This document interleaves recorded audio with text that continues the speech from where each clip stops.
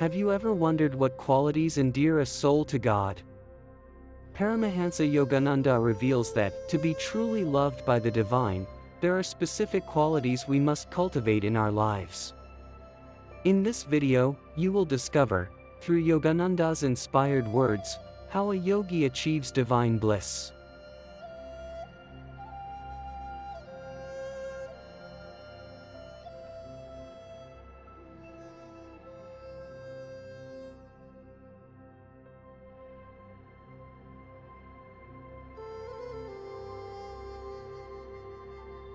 Stay with us until the end to explore together the profound meaning of spiritual union and learn how to bring lasting peace and joy into our daily lives.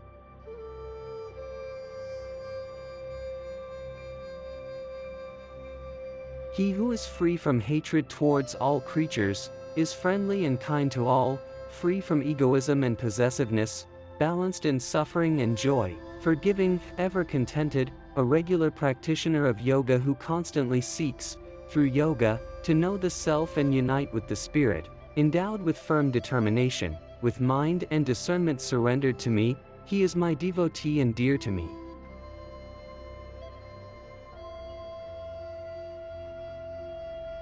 Qualities of the devotee dear to God.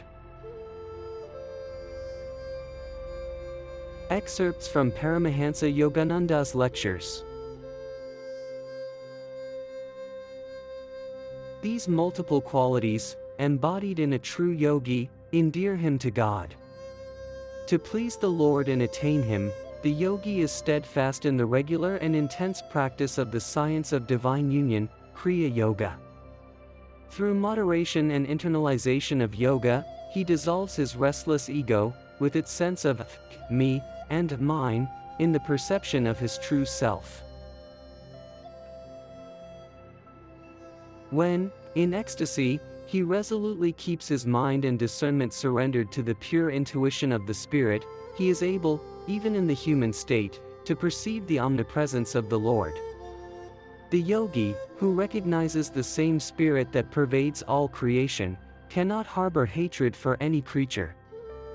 On the contrary, he is friendly and compassionate toward all and recognizes God even in the guise of an enemy. Equanimity of spirit.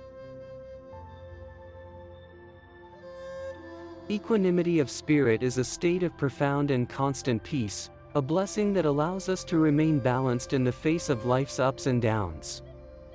A yogi who has developed this quality is unshaken by either pain or material pleasures. This is not coldness or insensitivity, but a greater joy, a happiness rooted in connection with the divine. When one finds joy in the infinite, everything else loses its power to disrupt or distract. The yogi learns to live simply, attending to essential physical needs but without being a slave to desire. The body is no longer seen as mine, nor objects as mine. Everything is considered a temporary gift, to be used to serve God, both in oneself and in others. This detachment is not deprivation, but freedom. Many find the advice to be indifferent to pain understandable, because pain is an experience we all want to avoid. But being indifferent to pleasure seems a far more daunting challenge. This doesn't mean we should become like stones, devoid of feelings or emotions. The Bhagavad Gita, with its wisdom, doesn't ask us to become insensitive, but to look beyond small sensory joys.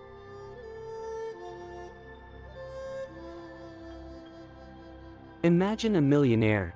If you offer him a small sum of money, he won't be enthusiastic, knowing he already possesses great wealth. The same is true for the yogi who has discovered divine bliss. Sense pleasures, however captivating, cannot compete with the infinite joy that comes from contact with God. Therefore, those who still chase sensory gratification simply demonstrate that they have not experienced the true joy that comes from divine union. When we embrace equanimity, we don't become cold or distant, but discover a deeper dimension to life. It's an invitation to live more elevatedly, to find a joy that never fades, regardless of circumstances. And when you find this joy, you understand that nothing in the material world can ever match it. Tranquility and divine unity. Tranquility is the abode of inner peace and divine communion. Those who possess this quality do not disturb the world with their thoughts, words, or actions, and at the same time remain immune to the disturbances the world can cause. Such a person is like a calm lake, whose surface clearly reflects the sky, unruffled by the winds of emotion or circumstance. This state of serenity is particularly dear to God.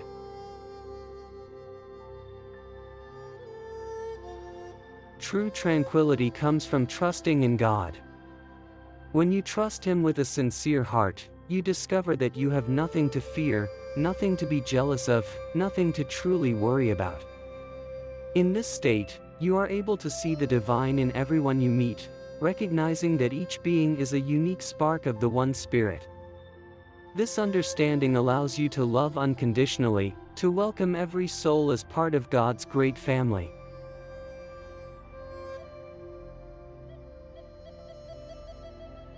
A yogi who has discovered God as bliss is not attracted to superficial pleasures or worldly dramas. He finds no satisfaction in ephemeral things, such as sensory excitement or the allure of the ego. Jealousy, fear, and worry no longer have a hold on him, because he knows that everything truly important comes from the infinite. He lives with the awareness that true pleasure lies in communion with the divine, not in material distractions. In contrast, a person who lives agitatedly, carried away by his desires and turmoil, cannot perceive the Lord's presence in the great temple of creation. When the heart and mind are filled with disharmonious vibrations, the door to divine perception remains closed. God reveals Himself only in a calm and pure inner temple, where the light of His presence can shine undisturbed. If you wish to experience tranquility and divine unity, cultivate a deep and constant calm. Learn to trust God in every situation, knowing that He is the loving director of your life. Let go of petty selfishness, turbulent thoughts, and anxieties that separate you from peace. Then you will feel the blessed Spirit moving through you, and you will discover that everything, within and without, is part of the one divine light. Virtue and harmony. Virtue is like a delicate perfume that spreads silently, without fanfare, yet brings peace, harmony, and a sense of well-being wherever it is present.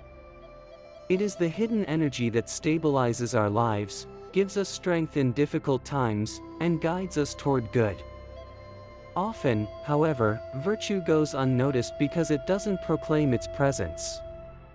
It's like a soft light that illuminates without dazzling, and for this reason, it's easy to take it for granted. Evil, on the other hand, is loud and invasive. Its consequences are felt with pain and turmoil, difficult to ignore.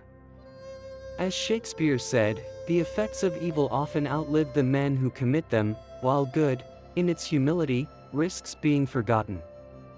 Yet, it is virtue that sustains the world. It is like the foundations of a building, invisible, yet indispensable.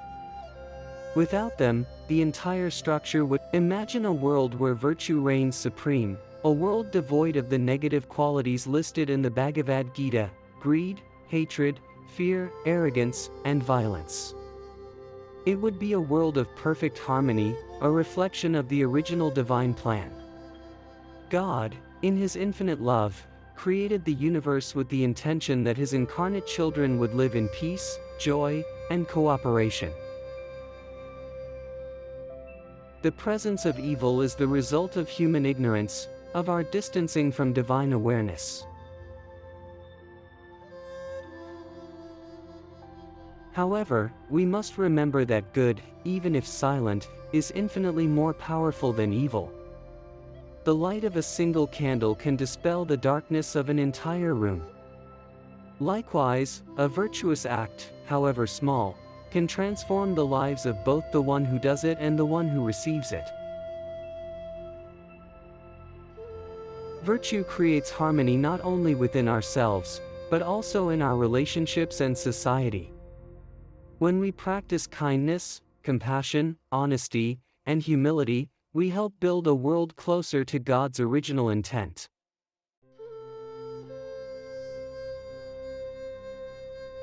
How can we cultivate virtue? First, by recognizing its value. Don't wait for evil to teach you, with its harsh lessons, the importance of good. Instead, seek to recognize and appreciate the beauty of virtue in your daily life, a kind gesture, a sincere word, an act of generosity. These are the building blocks of a harmonious world. Remember that virtue is not just a collection of good deeds, but a state of being.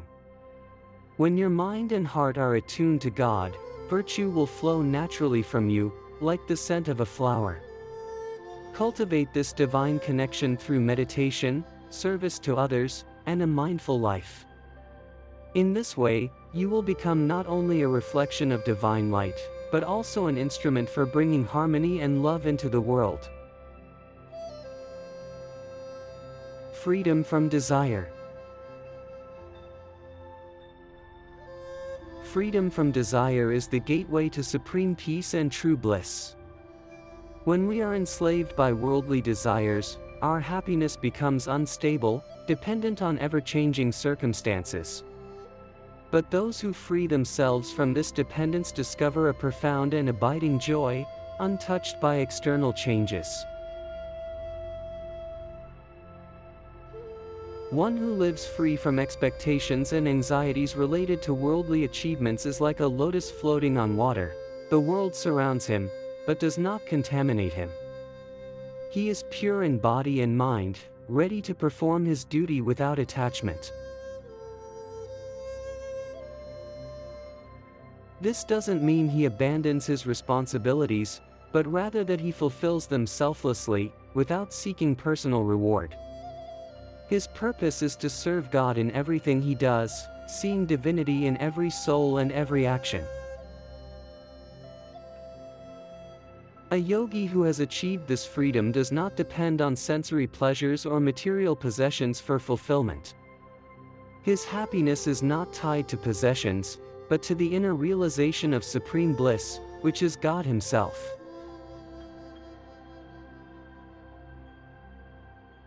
Even daily activities such as eating, walking, or thinking are for him acts of divine service, performed to maintain his body and mind as suitable instruments for carrying out the Lord's will. He lives not for himself, but for God, and even when he serves others, he does so with the intention of pleasing the Lord who dwells in everyone's hearts.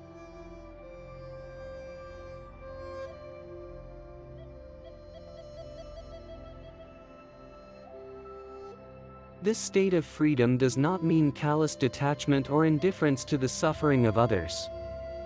On the contrary, a yogi who lives in union with God is profoundly compassionate. But his compassion is untainted by selfishness or attachment.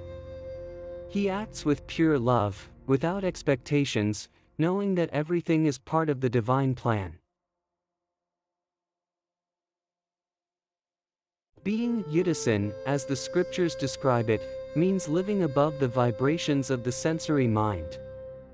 It is not an absence of emotions, but a transcendence of the emotions that disturb and agitate. The yogi who has achieved this state is calm and imperturbable, even in the face of physical or mental difficulties. He does not seek relief in the material world, because he has found true contentment in the spirit. His heart is always steadfast in the awareness of the divine presence. This freedom from desire is the secret to a full and meaningful life. It is not a renunciation of joy, but a discovery of true joy, the joy that comes from union with God. Cultivate this freedom through meditation, conscious detachment, and selfless service. When your heart is freed from the desires that bind the soul to matter, you will discover that infinite bliss was already within you, waiting to be rediscovered. Balance in the face of opposites. Balance in the face of opposites is one of the highest qualities a devotee can cultivate. We live in a world of duality, where joy and sorrow, success and failure, love and hate alternate like day and night. But the yogi who has understood the illusory nature of this cosmic dream remains unperturbed. He knows that behind the ever-changing drama of life lies the one eternal reality, God. When you look at life from this perspective, you realize that external events, no matter how intense they may seem, have no power to touch your soul. Your true essence is beyond duality. A yogi who has tuned into this truth is neither elated by good fortune nor disheartened by difficulties. He welcomes both with equal serenity, knowing that everything is part of the divine plan.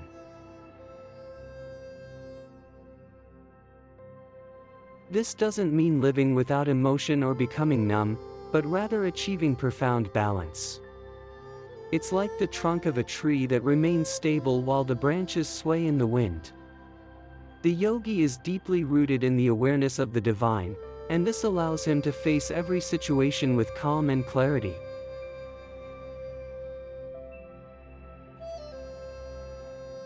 Being free from pain and desires doesn't mean suppressing feelings, but transcending them.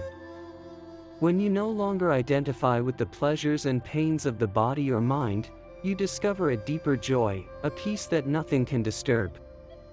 This state of balance also frees you from anger and frustration, because you are no longer bound by expectations. You are free from material desires, because you have found something infinitely greater, union with God. The consciousness of good and evil, as we understand it, belongs to the relative dimension. For the devotee who sees beyond, there is no absolute good or evil, but only the divine work that manifests itself in different ways. He does not judge, but accepts everything as an opportunity to draw closer to God. His devotion is constant, ardent, regardless of what happens around him. If you want to develop this quality, begin meditating on God's presence in every experience, happy or sad. Look beyond appearances. Remember that every event, positive or negative, is an opportunity for spiritual growth. Cultivate the confidence that, even in the most difficult trials, the Lord is with you, guiding you toward eternal freedom. When you achieve balance in the face of opposites, you become a beacon of light to others. Your inner peace inspires those around you, showing them that it is possible to live in harmony even amidst life's storms. God loves those who are wholeheartedly devoted and live in balance, for this is the sign of a soul that has awakened to eternal truth. Tranquility and detachment. Tranquility and detachment are the pillars of an enlightened life. When a yogi understands that this world is like a dream projected by the divine, he begins to see reality for what it is, a temporary game, in which the shadows of friends and enemies, joy and sorrow, praise and insult alternate endlessly. This does not mean that the world is worthless, but that its nature is transitory, a reflection of the greater spectacle orchestrated by God. Imagine watching a movie. While watching, you might be drawn into the plot, but you know full well that the characters and events on the screen are not real. Similarly, when you develop spiritual awareness, you recognize that the antagonists in your life are merely actors in this cosmic projection. You are no longer disturbed by their apparent cruelty, nor by the sweet words of those who praise you. You perceive everything as part of a divine game. The tranquility that comes from this understanding is not passivity, but an extraordinary inner strength. When you are calm and detached, you approach every situation with clarity and wisdom. You don't let emotions overwhelm you, nor are you manipulated by circumstances. Life becomes like a flowing river, and instead of being swept away by the current, you observe the flow with peace and detachment. Being unperturbed doesn't mean indifference or coldness. On the contrary, it means loving deeply without attachment, serving without expectations, and living with a spirit of complete acceptance. When you meet praise and blame with the same spirit, you no longer identify with the opinions of others. You know that your value doesn't depend on praise or judgment. Your happiness is not tied to external circumstances, but comes from inner peace, rooted in awareness of the divine.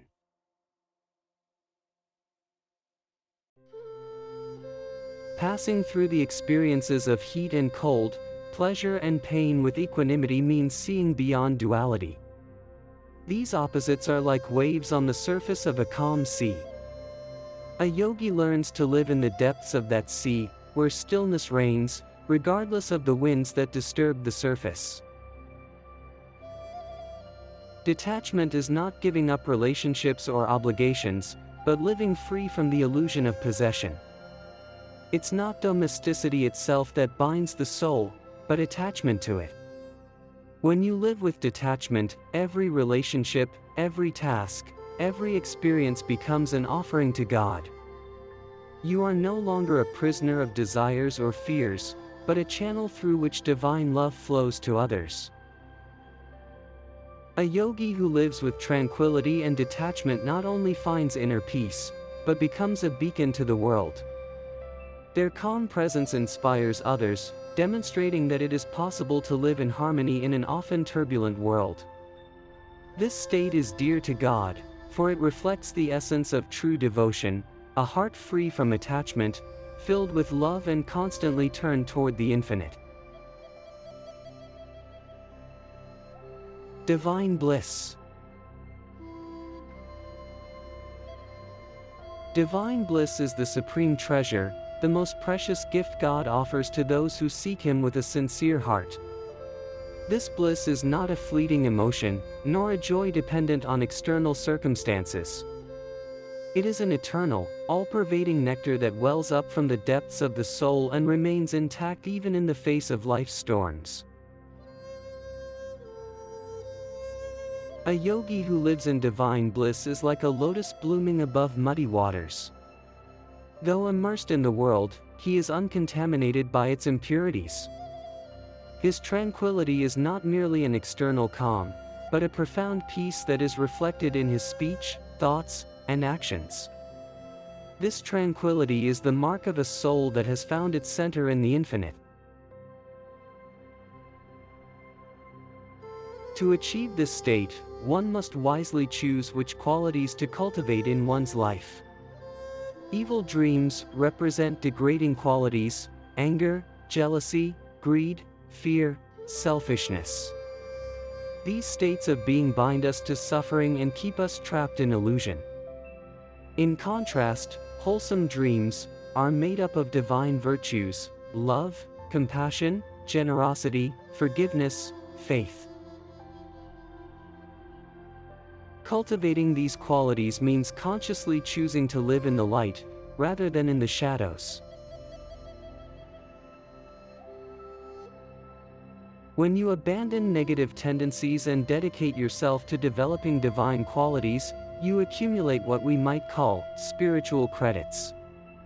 These are not material rewards, but inner strengths that help you overcome the trials of mortal existence.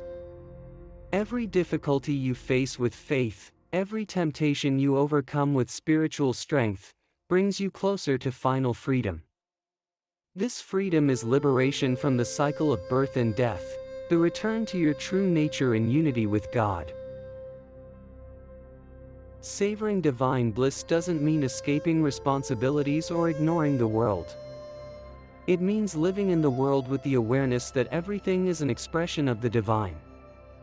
It means seeing God in every person, in every situation, and knowing that everything that happens, whether good or bad, is part of His plan for your spiritual growth.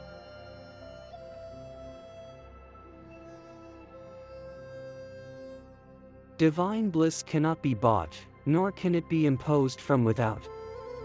It can only be discovered within yourself, through meditation, prayer, and selfless service. Every time you turn to God with love, every time you focus on His presence in your heart, you are opening the door to this infinite joy. Remember, God is not far away. The bliss you seek is already within you, hidden beneath the layers of worries, desires, and fears. Like a sun shining behind the clouds, it is just waiting for you to dispel the veils of illusion and shine into your life. When you find this bliss, you will understand that nothing in the world can equal it. And, in that moment, you will know that you are truly dear to God. Search for true glory. The quest for true glory is a journey toward the only recognition that truly matters, that of God. In this world, many seek fame, the admiration of others, the titles and monuments that immortalize their names. But what good is all this if it has no eternal value? After death, man is no longer aware of the statues erected in his honor, nor the names engraved on stones that time will inevitably erase. These are ephemeral symbols, destined to vanish with the sands of time. The yogi, however, looks beyond these temporary accolades. He understands that each incarnation is but a chapter in a cosmic drama, and the role he plays in this life is a temporary disguise. The soul's true purpose is not to gain applause in the worldly theater, but to aspire to the love and recognition of God. This is the only kind of glory that lasts forever. When you live to please God, you don't need approval from men. Your happiness doesn't depend on compliments or praise, nor are you troubled by criticism or contempt. You know that true reward is written in God's heart, where it will remain for eternity. This recognition never fades, is never forgotten, and is not subject to the whims of the world. It is immortal, like the soul itself. Earthly fame, no matter how great it may seem, cannot compete with the joy of being loved by the divine. Statues and monuments are but shadows of true glory. But the names of liberated souls are engraved in eternal light, recognized by immortal angels, and celebrated in the infinite realm of the Spirit. This is the soul's triumph, knowing that it has lived in harmony with God's will and returned to Him. How can we seek this eternal glory? Not through selfish actions or the desire to be admired, but through devotion, righteousness, and selfless service. Every pure thought, every compassionate action, every moment spent in communion with God builds a bridge to this true glory. It is not a glory seen with the physical eyes, but a light that illuminates the soul from within.